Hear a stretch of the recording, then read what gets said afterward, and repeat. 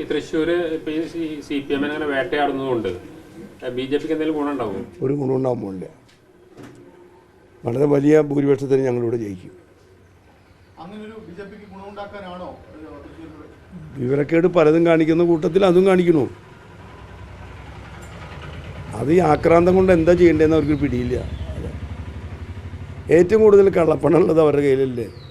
Electoral bond എന്ന് പറഞ്ഞിട്ട് എന്താ ഒരു കള്ളപ്പണത്തിൻ്റെ കേന്ദ്രമല്ലേ. ഞങ്ങളെ ആരെങ്കിലും ഞങ്ങളുടെ ഇടതുപക്ഷ പാർട്ടികളെ ആരെങ്കിലും അവർക്ക് ഈ ഇലക്ട്രോൾ ബോണ്ടിൽ പിടിക്കുക കൂടാൻ പറ്റിയിട്ടില്ല. അപ്പോൾ പിന്നെ അത് നോക്കിയിട്ട് രാഷ്ട്രീയമായും നിയമപരമായും സംഘടനാപരമായും ഒക്കെ നേരിടുള്ളൂ. അതല്ലേ നിയമവിധേയമായ ഒരു രാജ്യത്ത് നടക്കുള്ളൂ. തെരഞ്ഞെടുപ്പ് കമ്മീഷനാണ് ഇപ്പോൾ കൊടുത്തിരിക്കുന്നത്. ഒരു അടിസ്ഥാനമില്ലാതെ കൊടുക്കും. എങ്ങനെയാ തോന്നുന്നത്? എന്തും കൊടുക്കുന്ന കൂട്ടർക്ക് എന്ത് അടിസ്ഥാനം വേണം?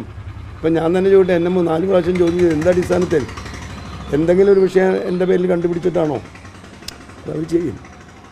അന്ന് റെയ്ഡ് നടക്കുന്ന സമയത്ത് വലിയ രീതിയിൽ ജനങ്ങൾ അണിനിരത്തിയാണ് അതിന് മറുപടി പാർട്ടി കൊടുത്തിരുന്നത്. തുടർന്നും അങ്ങനെ തന്നെയാണ്. അതൊക്കെ പാർട്ടി നേതൃത്വം ആലോചിച്ച് യഥാസമയം ആവശ്യമായ നടപടികൾ എടുക്കും.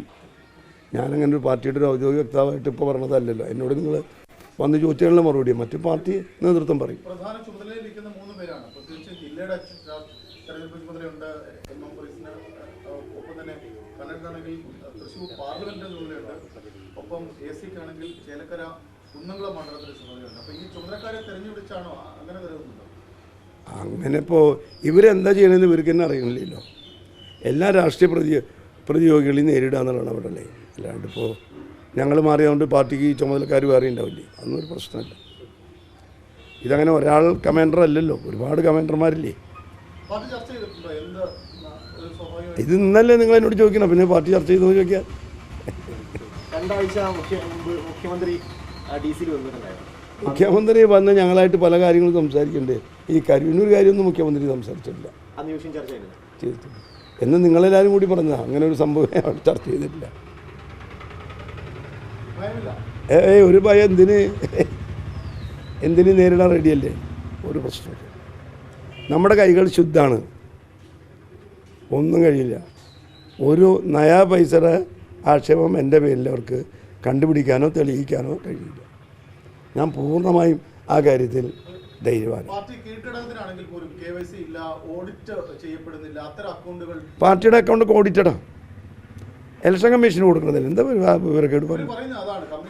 അതെന്താന്ന് ഇലക്ഷൻ കമ്മീഷന് മറ്റേ ഇൻകം ടാക്സിന് പാർട്ടി കൃത്യമായി ഓഡിറ്റഡ് ബാലൻസ് ഷീറ്റ് കൊടുക്കുന്ന എന്നാണ് എൻ്റെ അറിവ്. ഞാൻ പൂർണ്ണമായി വിശ്വസിക്കുന്നത്.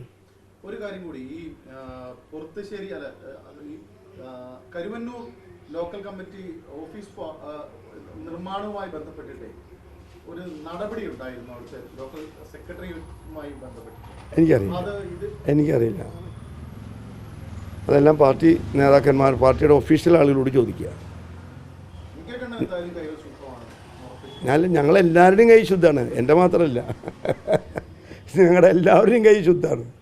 അത് ഞങ്ങളങ്ങനെ ചെയ്തിരിക്കാൻ നോക്കണ്ട. ഞങ്ങൾ വളരെ യൂണിഫൈഡ് ആണ് ഈ കാര്യം.